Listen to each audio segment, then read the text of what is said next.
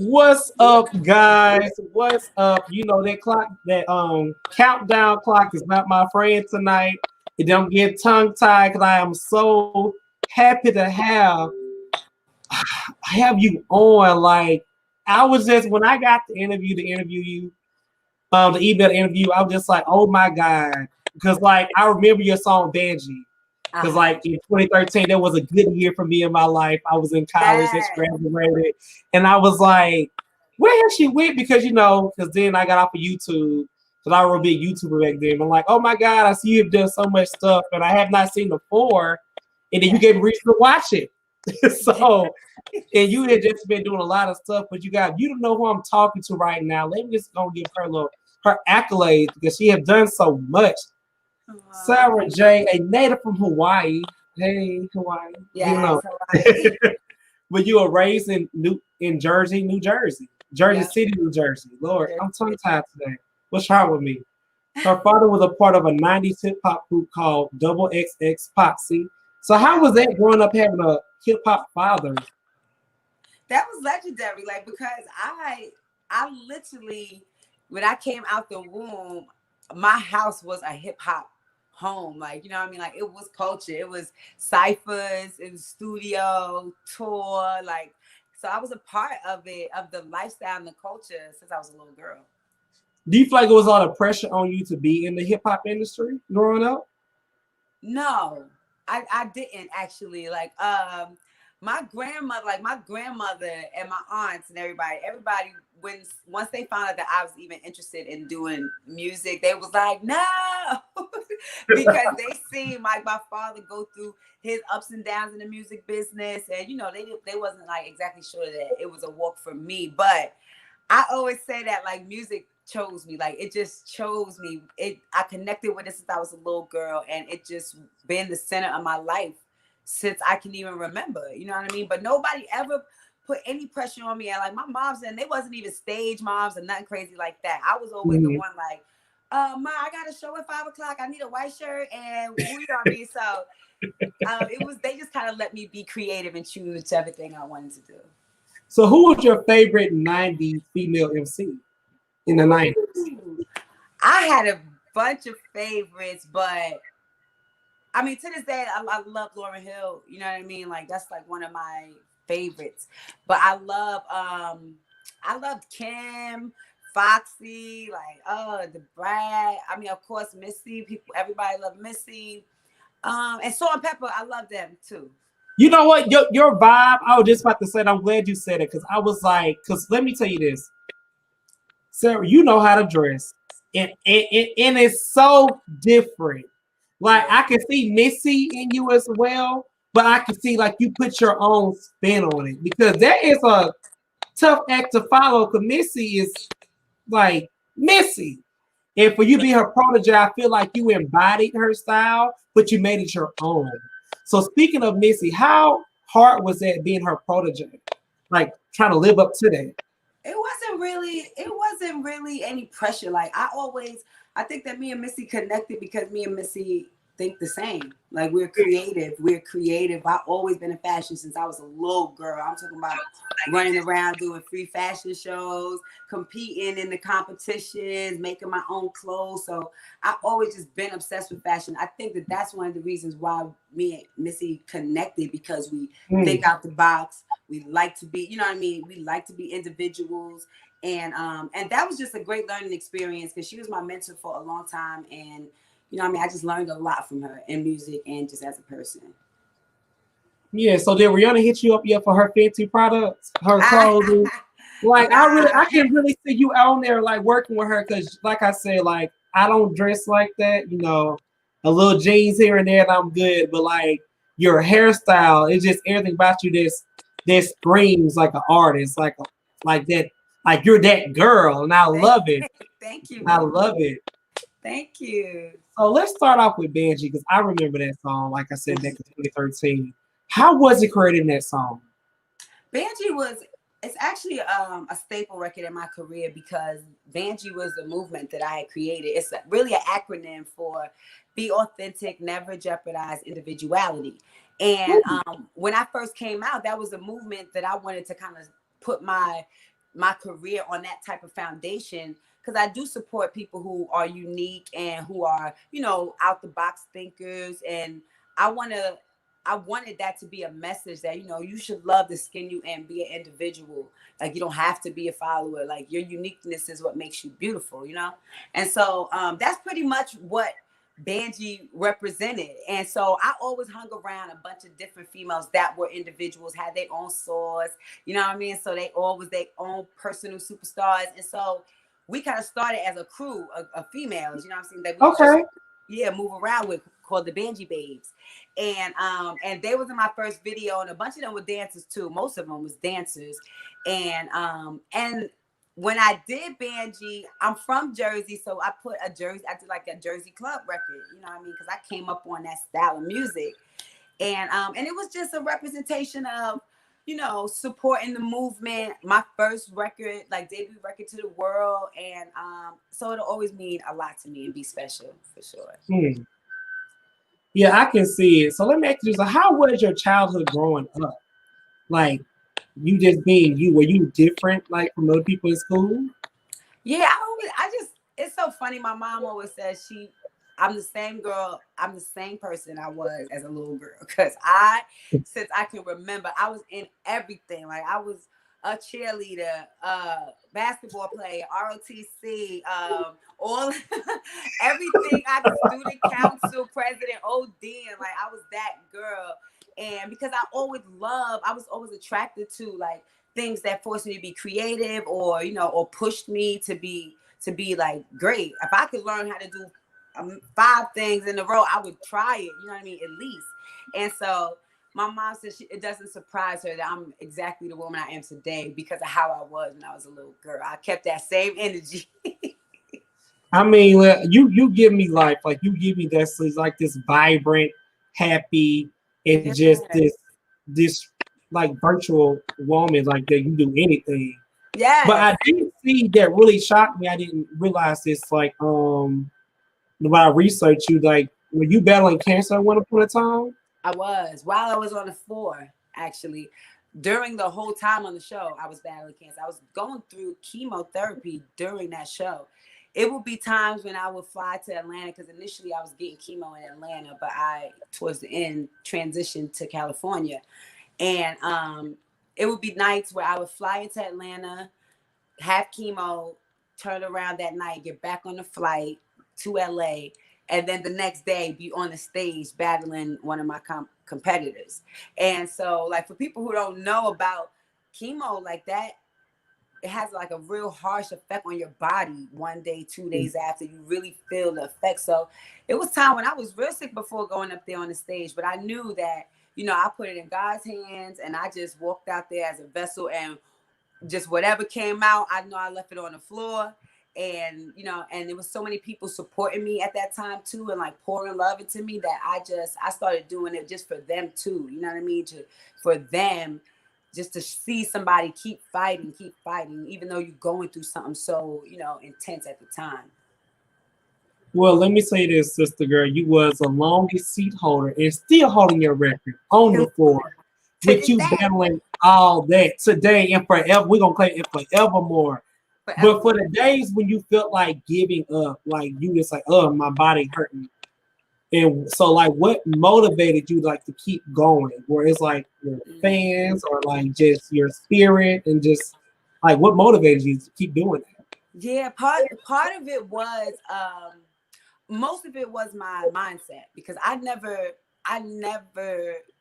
just was going to bow down to what I was going through. You know what I mean? Like, I was not having that. And I was even that contestant on the show, you know, they were, and shout out to the 4, because they were really helpful and very, like, it really took care of me, like, as far as with dealing with me having to go to the doctor and needing time out and all that. But I used to be like, no, treat me the same as everybody else. Don't be giving me no, you know what I mean? No extra little, oh, because, you know, you're going through this and that. I never wanted to feel like I want nobody to ever like take pity on me, because I was in a strong place, and I think it was because my mindset, you know what I mean? I already saw myself to the end of that show before I got there, you know what I mean? So I think that kept me locked in. And like I said, my family, they was holding me down. Like, woo, shout out to my family because they kept me strong in that time. And then all the supporters and the people who started watching the show and started to like just see me show up every week like that, not complaining and showing up. They started to pour love into me, support, and they started becoming the reason why I got up on that stage too every week. Well, let me tell you this, man. I know you probably hear this all the time for interview, but when that boy called you out, what I tell you, you was just like, I'm sorry I gotta do it to you, but you called me out. Right. I'm sorry. What I tell you, ate him alive. I would have been like, drop mic, you know what? She got it. Yeah, that was one of the most legendary moments on the show. Really. That was legendary. So what was going through your mind when you had to eat that little boy? You look like you felt bad for him in a sense, like, why you call me? Out of everybody on the stage, you had to call me. So what was going on through your mind when you just did all of that? You know what? I was just like, I knew he would, because you talk about Dylan, right? The young boy. Yes. Let me tell you about Dylan, because people on the show was telling him, you know, like the purpose of the show was to get a seat, grab one of those seats. Yeah. And so a lot of people was telling him like, yo, you so good. Like, cause he was good. And they were like, yo, you so good. Like, why don't you go and battle somebody else and then get their seat? And then you could at least be on the show. You know what I mean? Like, and try to occupy another person's seat. But no, hands down, Dylan wanted to dethrone me off that chair so bad. That's why he kept coming to me every time. And one thing I said was, I love his bravery and his like trying to go after it. Like, no, I want sis. I respect that. But I was not giving up that seat, honey. I was going through too much, fighting too many battles. And I also but I respected him because he's so young and he was an MC out there really doing his thing. But I'm sorry, you know, you're being a little nice, but it's okay. Because I would have been like, I was like, what the hell was I thinking to go against her? Let's exit. This is very interesting to me too when it comes to like certain artists who had a career before they went on to the board. So like, how was that process going on to the floor? Do you feel like you needed the floor to elevate your career? No, I don't. No, I don't feel like I needed the four to elevate it, but I believe that the four truly did help me because it put me on a platform that exposed my art to so many more people. Okay. You know, that didn't even know that I was over here doing my kind of art and doing, you know, this here. So when I even went on the floor, when I agreed to go on the floor, it wasn't really because I was looking to win or looking to get like some kind of deal or anything out of it. I went on there because one, I was like in a very vulnerable place at the time. You know what I mean? I was just open to, you know, what could this possibly be? You know what I mean? Maybe it could be something healing for me in some sense. And it was ultimately, but I never really went on there to win. I went on there to do my art on this big stage how I wanted to. You know what I mean? And just let the people see this is the kind of creativity and art that I bring to the world as an artist. And that was really my goal. You know what I mean? So every time I just went out there, I was setting my sights on doing that. You know what I mean? Opposed to, oh, I got to go win. And I think that helped me even elevate my mind above the competition part. You know what I'm saying? And so I just was really locked into how are you going to entertain these 50 million viewers? Like, it was crazy, a crazy amount of viewers every week, every Thursday. Yeah, the floor is popular. Like, I'm not gonna sit here and lie to you. And one word I want to say to describe you, to me, you are resilient. Ooh, and the reason why I say that is because, like for me, because like just me being a viewer and not really to the music industry, I would be like, well, you know what? I guess she had something that went on this way. She just found another way to get through another door. And now since you explained that to me, you was on there like, this is a bigger platform to get me out there. So I see. So do you feel like the judges were harder on you because you already had a record label behind you before? You already had a hit song and all this other stuff. Do you feel like you had more pressure on you from the judges? I didn't. I felt like I felt like I felt like they were pretty fair. You know what I mean? Like the way I really felt the pressure only when I started realizing week after week that I was still there and I was still there and I was still there. And then I started being like, damn, okay, how do I outdo what I was doing last week? Because that's a hard thing to like. Now the people in the world and everybody watching, they already know you, they get to know you, they see what you bring to the table. But how can I still keep it fresh every week and keep them interested in wanting to see me another week? And that started to become the pressure once I started like sticking in, like what I'm gonna do this week. Like that started sinking in for me. But the judges, I think that they were fairly honest. Like they was standing up, clapping just like the audience members, and you know what I mean. And Khaled defended me, like when we first had that first battle with Homeboy, who tried to come for me, but he was like, and Megan, you know, she supported me down even after the show. You know what I'm saying? So shout out to Let them. me ask you this. You know, I always have to ask this question: who was your favorite judge and like the least favorite judge to you? Oh, not the least favorite judge. Hilarious.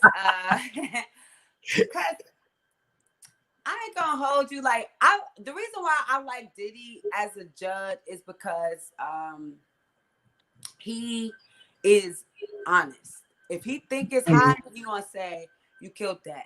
If he don't like that, he gonna be like that wasn't it. Sorry, and he don't care what nobody got to say about it.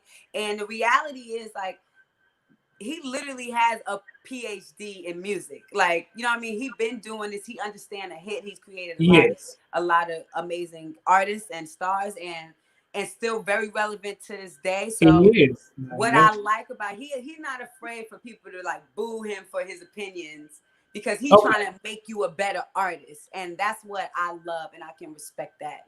And so I appreciate that the most, you know what I mean? As far as that goes. But I mean, I'm not gonna hold you. Like, I really liked everybody for something different. You know what I mean? Like, I just like Megan because she was a cheerleader. Like, she wanted to encourage you, and she wasn't gonna really say too many crazy things. But if you was dope, like, she was gonna really turn up and pull up for you. You know what I mean? But I mean, I'm not gonna say I had the least favorite because I didn't. I can't. Because when Cali came up and he chopped it, it was positive. It was always about God. It was something, you know what I mean? They wasn't as critical as Diddy, but you need that guy too. You need that guy, especially when you try and get better and trying to, you know, get to greatness. You're going to get some critiques. That's true. So now let's go to the final episode. In that moment, when you were standing next to your competition, they was about to crown who I'm not going to say that, but you know, they're going to crown the winner. You know, I feel like you are the winner in my eyes. What was going through your mind, like that moment? What was you think? I just, you know, I was so peaceful and happy about what just went on. Like, it was like a surreal moment because I believed I didn't even have an opportunity to really like process that experience until after it was over. You know what I mean? Like, when you in the moment, you just in the moment. But by the time the finale came and we were standing on that stage, like, I knew it was going to go one or two ways. I knew that they was going to either really crown the person who really truly was the winner, or it was going to be a political something in the mix. You know what I mean? I was prepared for either way it was going to happen. But I was pretty much in a good spot. Like, I had family members that was crying on my shoulder that I didn't win. I'm like, wait a minute. I'm supposed to be the one over here. Like, but no, people was more wounded. I had just got the news that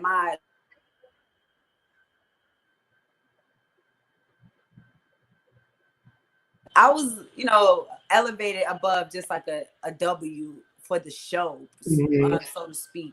But I will say that the premise of the show was to whoever could keep their seat the longest, and that should be the winner. And I never lost my seat the whole season. So I will Let me tell you that. this. Let me say this.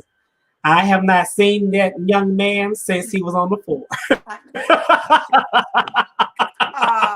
But I have seen you. I can Google your name. You have stuff from, it's up to date. It's not like, oh, this is in 2018 and 2020. One thing I say, how do you keep staying relevant? That's a good question.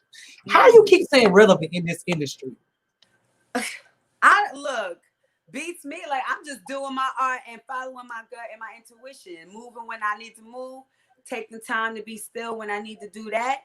And and I'm just giving it to the creator and trying to have the best intentions. Real talk, like, and I've been getting blessed with time to be in the mix, but also I've been getting blessed with that time when you need to like heal and rejuvenate and do that too. So I think that time is important too when you're not so in the mix, because then it kind of builds you up to your creativity, get you back to a place that when you do pop out, then it's more creative. It's an elevated version of yourself. You know what I'm saying? So yeah, I can see. You know what? You have timeless beauty. And I never understood what that meant until I got older. You know how you hear things like, you have a type of face that you could be probably 80 years old and still look like you're 20. Yes. You get what I'm saying? Like, you have very nice cheek structures. And like, I just wanted to tell you that, like, you are beautiful. You are beautiful. Thank you. You are really beautiful. Thank you so much. Let's get to the dance because that's what I can't do. So, yeah. So who do you get your inspiration from when you dance? I was obsessed with things like Debbie Allen, Tina Landon, Shawnette Hurd, like those were like Janet Jackson's choreographers.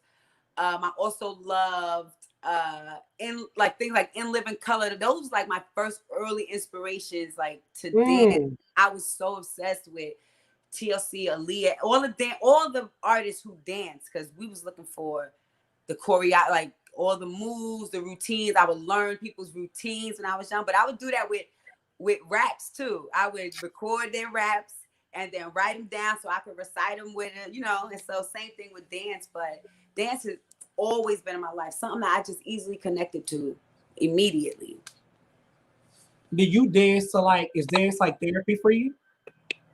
Oh, for sure. I'm sure. I know when I am dancing, and that is some type of therapy, because it's like you get lost. You could get lost in the choreography, because people don't realize too, like dancing is a language too. Like, we are telling a story the same way a lyricist write their lyrics down and create a story. Like, you just using a different medium to relay a story.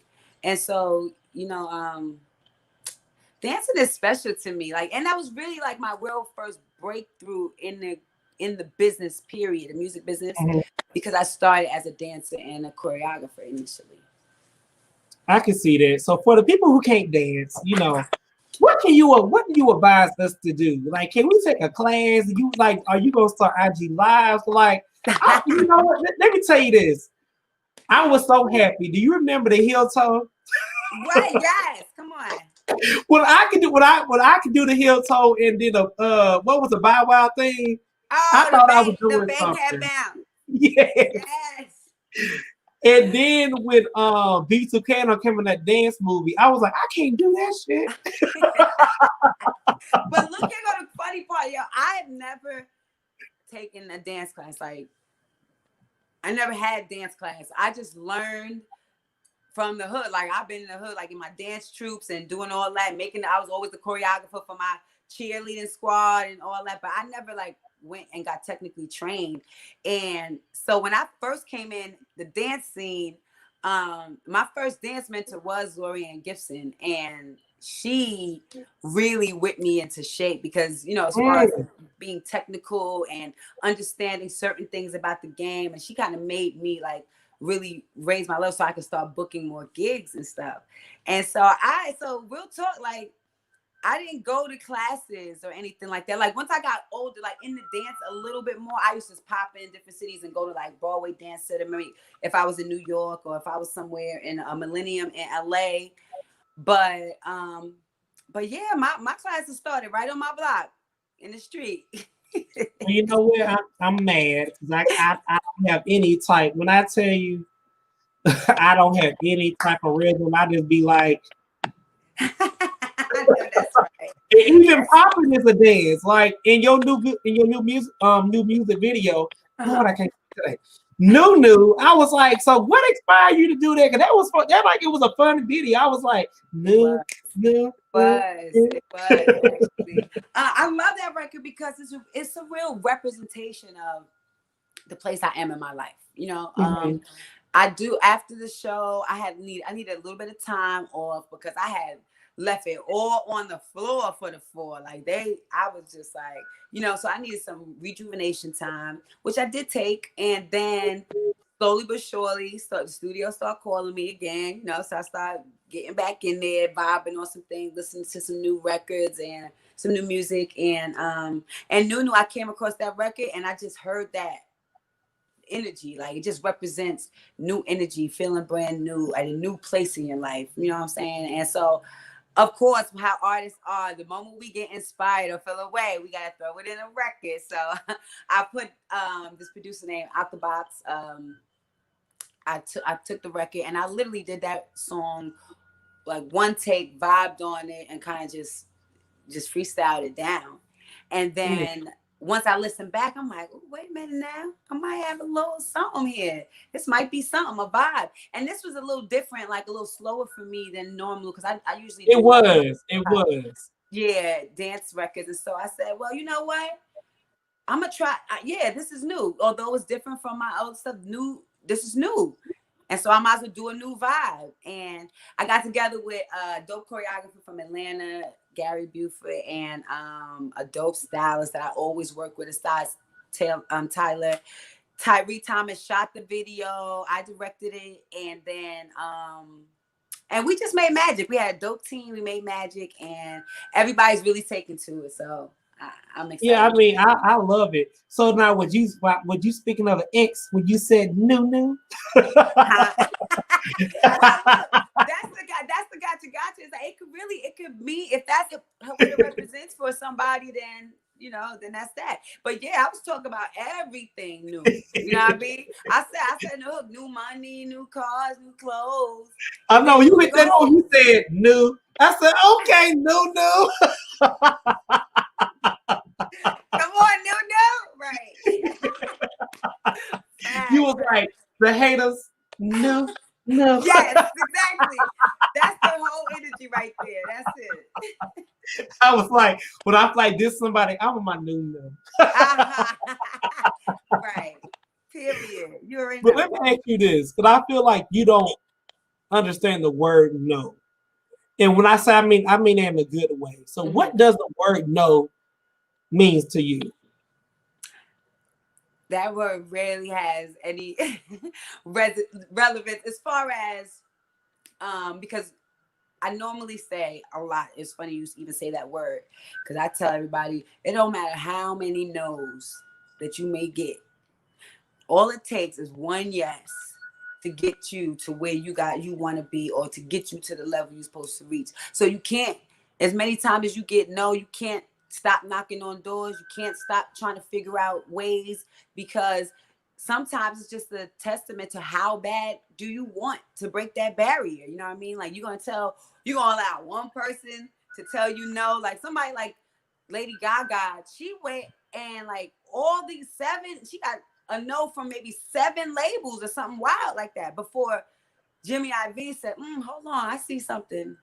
And that's all it took was him. That was the right, that was the perfect piece of the puzzle. So no, for me, it's just try another way, figure it out. I don't take no, just take it and move along. Cause I know if at the end of the day, I can't reach it another way, then it won't be for me. So I don't trip about that. Yeah, you get, like I said, you're resilient. Like, that's the word. Like, I feel like you are the type of person where somebody be like, not here. You be like, okay, no. Right, real quick. Yeah, though. You be like, okay. Somebody's gonna tell me yes, I'm new. Exactly. And you don't gotta see it here, because this no right here, and trust me, at some point, especially in this business, that no is going to see you flourish. They're gonna have to watch it. And I don't gotta say one thing. That's why you gotta just keep the energy and keep going on. You know, keep just trying to find your breakthroughs.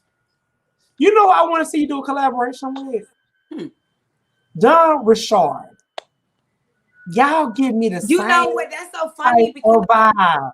a lot of people say that, like a lot to me. I've never met her, but I know she's dope. I do know her, and I mean know of her, and I think she's amazing. And people have said, "Yo, y'all two together would be crazy."